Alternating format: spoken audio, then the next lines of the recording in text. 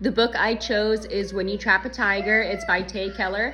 It was the winner of the 2021 Newbery Medal. It is New York Times bestseller, and it was also the winner of the Asian Pacific American Award for Children's Literature.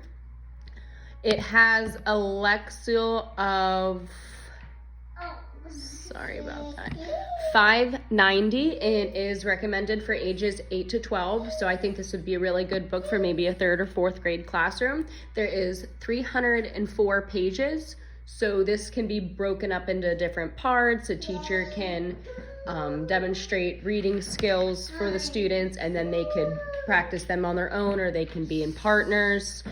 Teachers can check for comprehension, and there's also a pretty good moral behind the story as well. In this story, there's a young girl named Lily. Her and her family move in with her sick grandmother, and when she arrives in Washington, D.C., there is a magical tiger that is actually from a Korean folktale, and it guides Lily to unravel secrets of her family's history. It is said that the grandmother actually stole something from the tiger. They want it back, and it is Lily's mission to return it to them in place of her health, good health. So in my presentation, I actually provided the first page that I'm actually going to read for you, so you can kind of look at it.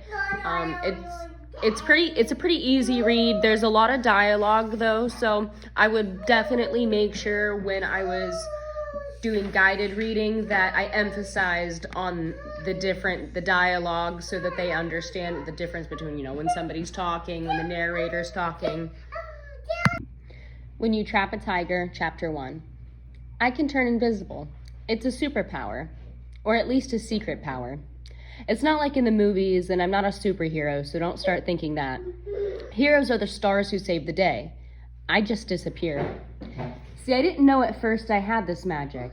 I just knew that teachers forgot my name, and kids didn't ask me to play. And one time, at the end of 4th grade, a boy in class frowned at me and said, "Where did you come from? I don't think I've ever seen you before."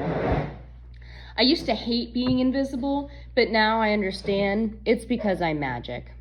My older sister, Sam, says it's not a real super secret power. It's just called being shy, but Sam can be rude. And the truth is, my power can come in handy, like when Mom and Sam fight, like right now. I wrap myself in invisibility and rest my forehead against the back seat window, watching the raindrops slide down the slide in our old station wagon. "You should stop the car," Sam says to Mom. Except Sam actually says this to her phone because she doesn't look up. She's sitting in the passenger seat with her feet slammed against the glove compartment, knees smashed into her chest, and her whole body curled around her glowing screen.